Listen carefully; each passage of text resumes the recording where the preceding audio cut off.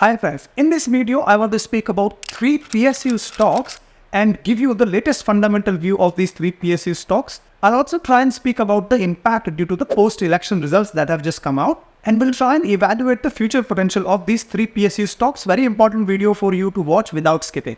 First stock is REC Limited. I spoke about REC Limited first time on my channel almost 1 year back, 28th May 2023. At that time, the price of this stock was almost, if I remember, 133 rupees. Right now, the stock is trading at around 485 rupees level. So from that time onwards, the stock has gone up by almost 3 times. Is there more juice left in this stock? This is what we want to evaluate now. Now, if you look at my screen, you will see REC Limited in last 1 year has gone crazy. It's given very good rally. But in the last 1 year, it has given lot of opportunities for investors to buy the dip. For example, here there was a buy the dip. Here, for almost around 3 to 4 months, there was a good time when the stock was consolidating, or there was an opportunity to buy the dip as well. And lastly, if I show you this major dip that has happened due to the post-elections, the stock was making all-time high of 600 rupees just before the election results came. And when the voting count started to happen and there was a fear that NDA might not come with majority, the stock tanked miserably. If I look at this chart, you will see it was down by almost 20% as of Wednesday, 3:40 p.m. Of course, in last 1 day, the stock has made very good recovery and it has gone up from 410 level to now 490 level, right?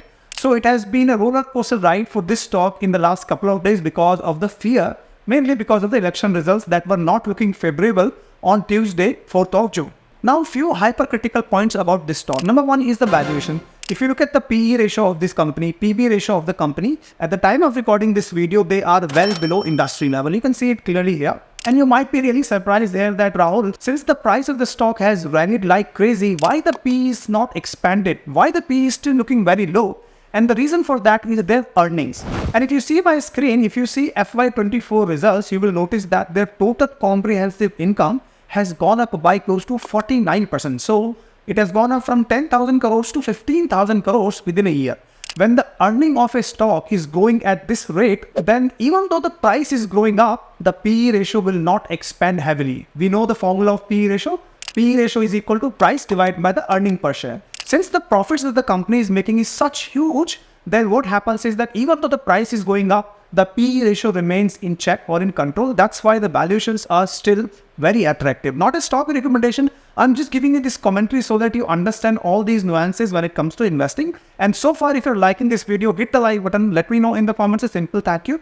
It will motivate me to create a lot of content for you at zero cost. You can also consider subscribing to my YouTube member community because I post in-depth analysis of stocks, mutual funds and various assets. Coming back to REC Limited, also if you look at the sanctions, the loan sanctions the company has done, FY24 has been the highest ever sanctioned year in terms of the loans. They have sanctioned 3,58,000 crores. It's a big number.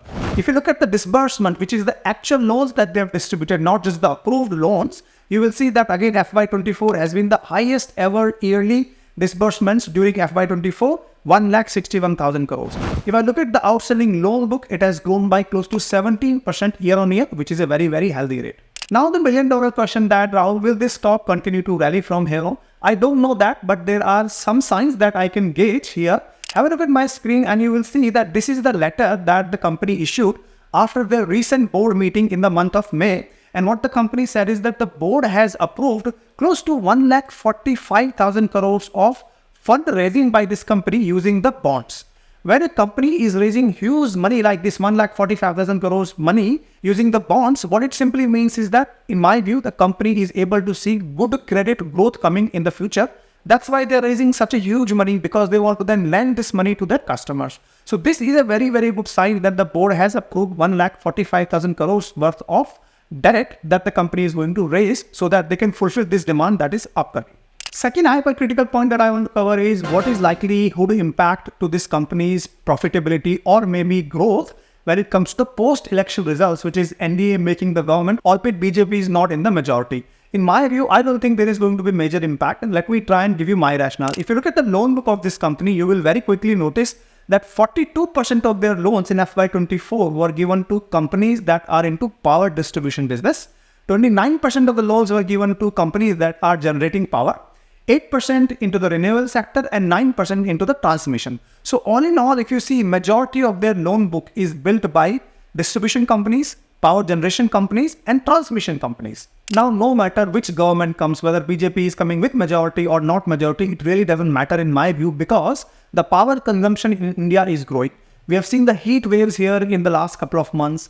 What is likely to also happen is that if Indian economy has to grow by almost 8% on a GDP basis, then in my view, the only way it can grow is by industry performing really, really good, which is manufacturing sector. And for that, manufacturing companies are going to need a lot of power. In fact, the demand for the power, in my view, is going to grow. And in that case, the power companies will have to expand their capex requirements. They will have to put more plants. They will have to put more transmission lines. Therefore, in my view, the loan requirement from the power companies is going to be continuing to be growing.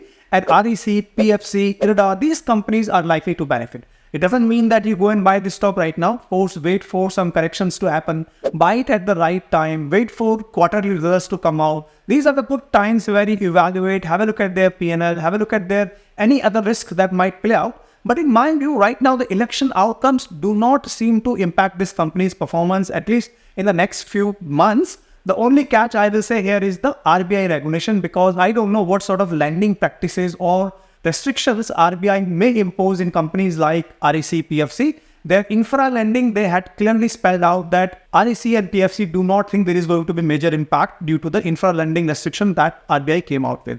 So I hope this has given you a broader sense in terms of my view. Again, I could be totally wrong here, that it's not necessarily that I'm right here, but I've given you my view why I think that there is very little risk here in terms of the election results. But yes, RBI restrictions, if any, in the coming months might have some dent into this company's growth. Lastly, if you go to L5 spread and if you see the intrinsic value of this company, worst case scenario is looking 748 rupees per share.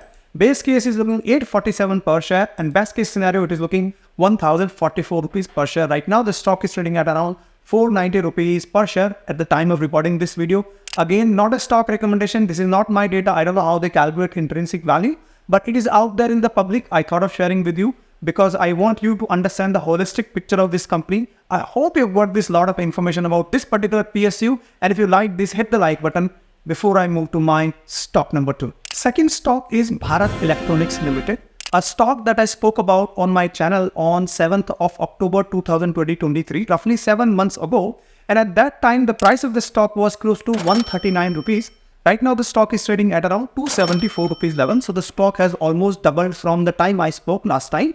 Now, is there more juice left in the stock? Let me also give you some more important points that you need to consider. Firstly, if we have a look at the last 1 year's stock price history, you will see how the stock has rallied and have given a lot of opportunities to buy the dip again. But again, during the vote counting day, 4th of June, the stock fell miserably. And if I show you the data here, within a week's time, it is still down by almost 11.19% if I consider the Wednesday's price of 260 rupees, although it's now gone up to roughly 274 rupees. But overall, the stock is still down. And if I look at the highs that it made a highs of 318 rupees, 320 rupees. It's come down to almost 274 rupees level right now. Now, if you try and understand the critical points about this business, few things that I want you to know.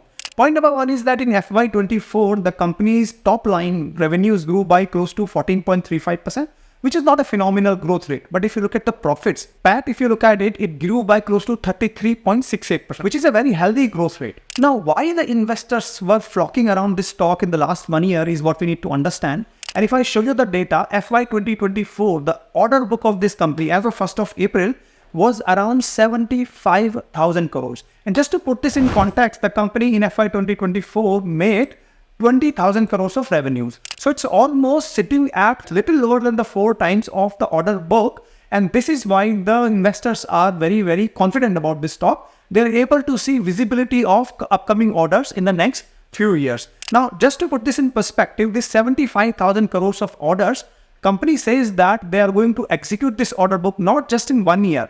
They're going to take some time, and they predict it to be around 2 years to 5 years of time horizon. Point number 1. Point number 2 that we need to know is how much they are going to add into this order backlog in FY 2025.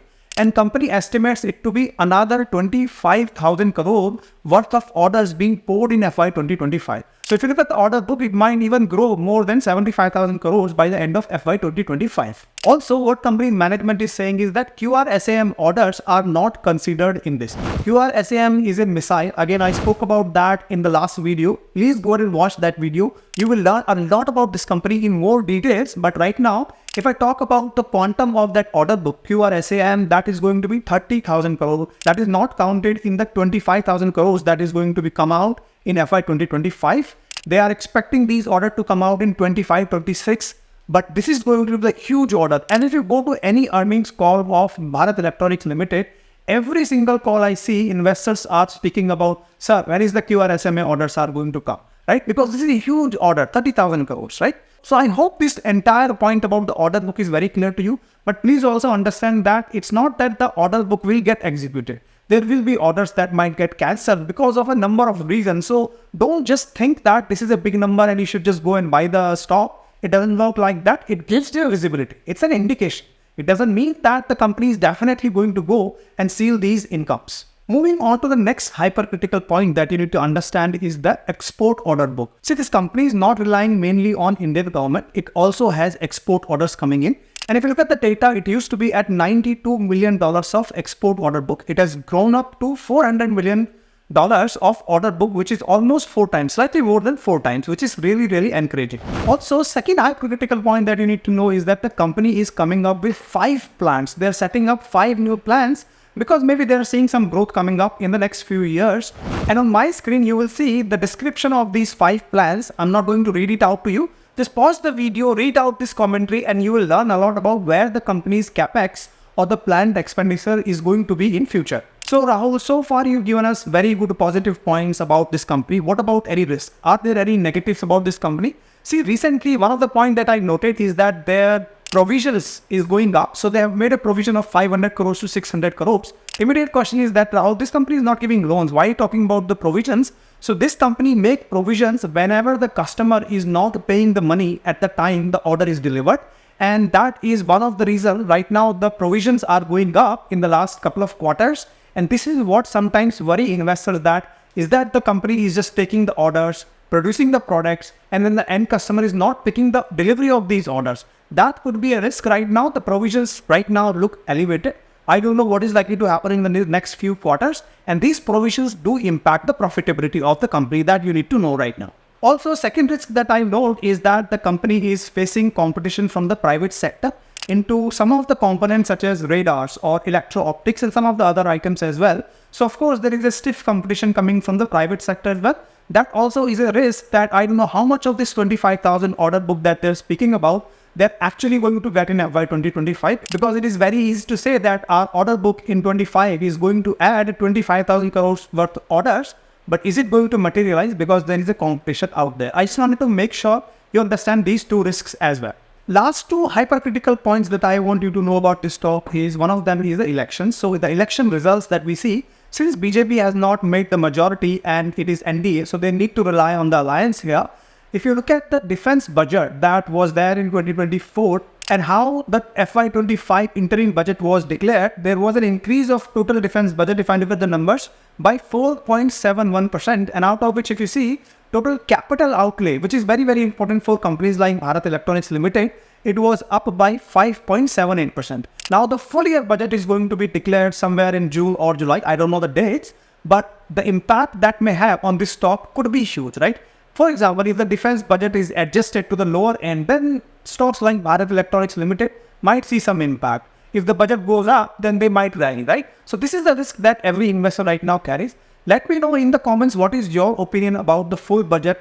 Do you think that the NDA government is going to cut down on defense in the full year budget or not? Let me know in the comments. I'll be interested to read your comments. And coming to the last point that I want to make about Bharat Electronics Limited is the valuation. Have a look at my screen. From a PE perspective, it is looking well below the industry level.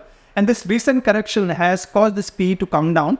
And if I look at the PV value, it is 1.5 times industry level, which is slightly on the upper end if you compare it with other electronics stocks, especially in the aerospace and defense sector. So in my view, overall, valuation-wise, it's not too costly. And the last few days correction has made it slightly, you're not buying at least at a very high level, right? So again, not a stock recommendation here. I've given you these pointers. I've given you the order book. I've given you risks as well. It is totally unbiased approach. So I hope you enjoyed this analysis for Bharat Electronics Limited. With that, let's move to stock number 3. Third stock is GAIL India Limited. Have a look at my screen and you will see in the last 1 year, stock has given handsome rally of 86%. And again, you will see here that in the last few days, the stock has been corrected massively because of the election jitters that were there in the market. And if I show you that in the last 1 week, if you see from almost highs of 230, the stock is now trading at around 207 level. It went down to, in fact, on Wednesday, it went down to 195 level, which was almost 15% of correction in one single day. It's now recovered a lot. It's gone back to 207 level, but still far away from its highs of 230. Now, if you look at the financial performance of GAIL in the last few years in terms of revenues and profitability, you will see something very, very interesting here. For example, FY 2023 was the highest turnover year, as you can see here clearly.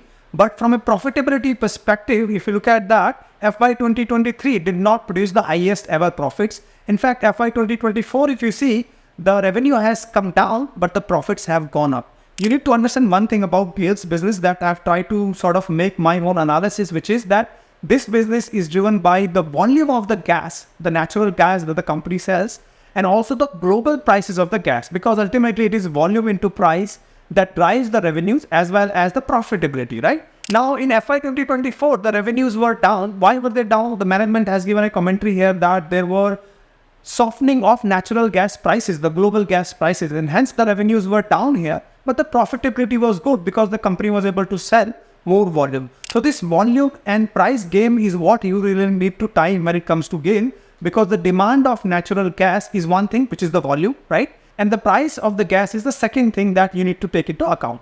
Now, if you look at the major business portfolio or the business segments that they operate in 6 business segments, which are almost related. And if I were to give you breakdown of each of these segments, it will itself be a full video. So I'm not going to do that. What I'm going to do is give you a quick update on 2 of these sectors. One is the natural gas and global demands. And if you see what company overall is seeing, if you read my screen here, the gist of this screen is that there is increasing demand of natural gas globally. That's why a lot of LNG projects are being set up that you can see here in 2025, because there's a huge demand of the natural gas coming up. And that to me looks very, very promising from a demand perspective, from a volume perspective, right? So this business is doing very well from a gas perspective. Also, if you look at the petrochemical business, company says that the growth driver in this business are also very, very favorable. Again, I'm not going into too much of detail here. You can pause the video, read this commentary that management is saying, but the outlook for petrochemical business also looks very, very good to me. Also, a couple of other points that I want to make is that GAIL recently announced that they have signed a 10-year deal with a company called GAIL,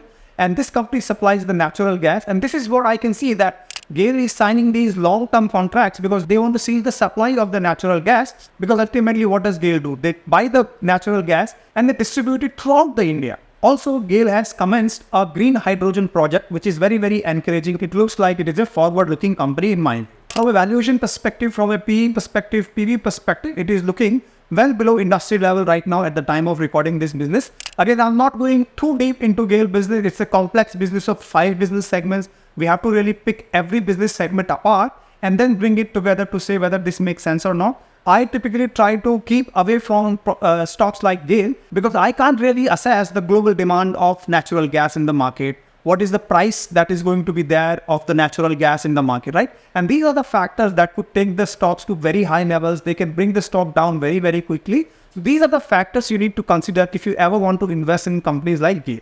But hopefully in this video, I have covered 3 PSUs for you and I've given you a lot of details. What I request now you to do is that let me know in the comments any stocks you would like me to analyze. I'm going to continue to shoot videos for you so that you can have some data-driven analysis. I'm not just giving you my opinion here. I've presented you a lot of data. I don't think a lot of people are really putting this much of effort to analyze the stocks, bring out the right data, cut all the noise across, and present you information in a sequence and meaningful manner. And if you're liking that, I would highly request you to hit the like button so that these videos reach out to more and more people and people get benefited. With that, I'll see you in my next video. Until then, keep rocking.